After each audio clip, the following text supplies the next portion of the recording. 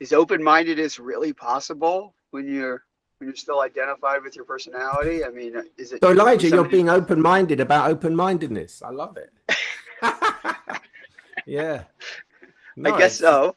it's fair enough. It's a very fundamental question, isn't it? Well, I suppose what I would say to that is that from the personality you can't, because there's always this entity that's sort of, I call it an entity that's governing what you look at.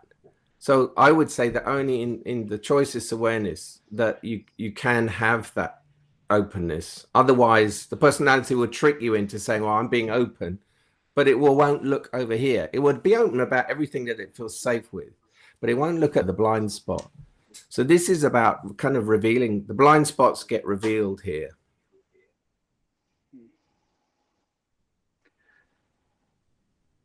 So choiceless awareness is still functioning, even though there is a personality, like they're both coexisting.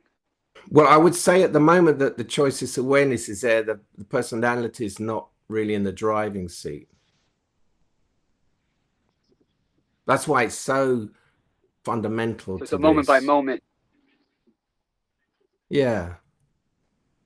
You can feel when someone's really questioning. Do you know what I mean? There's an openness, literally. You know, I felt it with Elijah just then. And it's a beautiful thing. Yeah.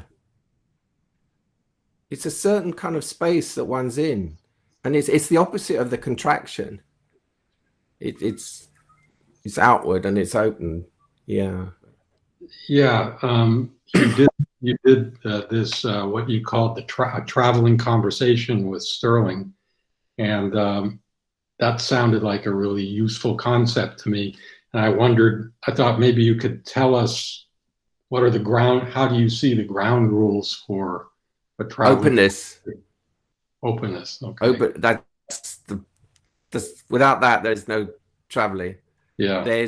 Without openness, there's only this opinion meets that opinion, really. No journey taken, more just a reinstatement of what is already known. Mm-hmm. But no traveling. So the traveling involves openness to see where it goes. Yeah. Seems like you can't have that kind of conversation with just the average Joe on the street. But maybe is there a way you could initiate? I mean, it just occurs to me that would be. Well, you could meet a total stranger and they may have openness, and then you've got that beautiful thing of you know, there's a kind of archetype, isn't there, if you meet a stranger and because you don't know them, you can have a great connection because you're not guarding yourself because you think you'll never see them again or whatever. Right. But once again, the bottom line is openness. But yeah, often you can't, you know, I don't say that phrase lightly because I think I hold it in great regard and it's quite unusual. It's a very beautiful thing to have with someone. It's a real sharing. Yeah. A real connection. Yeah. I would like to ask you why you think that it is so that this knowledge that you like kind of bring out with your books why is it not in schools, and why is it not in psychiatry, for example? Why does it like always continuously get kind of hidden or like lost? This is like something that I've practically asked many people already, but I would like to know. Yeah. And also, I would like to know why are you not angry at the establishment? Great questions, Marcus. Well, first one, right? This is why I use the term the group personality. So think of everything you know what I've said about personality and what its reason to exist is, and its self-preservation, and then superimpose that and imagine that written large on culture, on people, on everyone. So the group personality is like the tribe of mankind, let's say. So those same principles that I've just kind of outlined with personality of self-preservation, for example, exist collectively in the group personality. So in the same way, if some guy pops up and starts saying, hey, it's showing a different reality to the group personality, which is it's going to close it down. It doesn't want to know. And this is rare, so there's the force of numbers. It's not going to get through, you know, it's not going to penetrate deep into that system. So it's the group personality is not interested in this at all. In fact, it's actively against it. So then the second step was, why are you not angry or blah blah blah? Well, okay, one part of this is seeing life as it is, and I see that's the way it is, and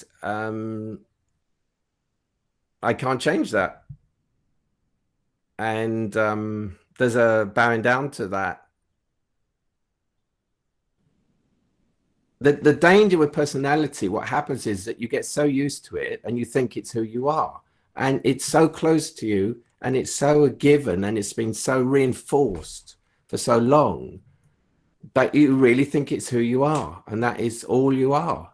And all of this is puncturing that misconception. And it's so, the way it works is that because of that familiarity, it's very hard sometimes to puncture it, because that's the blind spot, because that's for you a given, but that is who I am. Somebody's response to my books was, I may have told you this, when they said, what's it about? And I said, well, it's about going beyond personality, seeing beyond personality. And they said, but that's who I am. So it didn't make any sense to her, because, and if you think that is who you are and all you are, then it won't make any sense. But if you've had, as all of you have had, and I know, experiences beyond it, then you know that it's not all you are. But then it's finding your way back. So that becomes the ongoing position. But to see through one's own particular structure, that's the kind of, it's almost like I see it like a laser beam going through manacles or something. It has to be really intense sometimes, to almost like a jolt, to sort of break that spell. And then, you know, the personality afterwards will kind of regroup and try and strengthen itself and come straight back in to protect against this breach of the wall.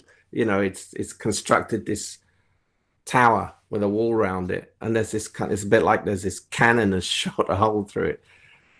And once the session ends, then the personality will start trying to put the bricks back up. So the trick then is to, the openness again will keep leading you back to what was seen in the session or in the opening or whatever it was that penetrated that wall.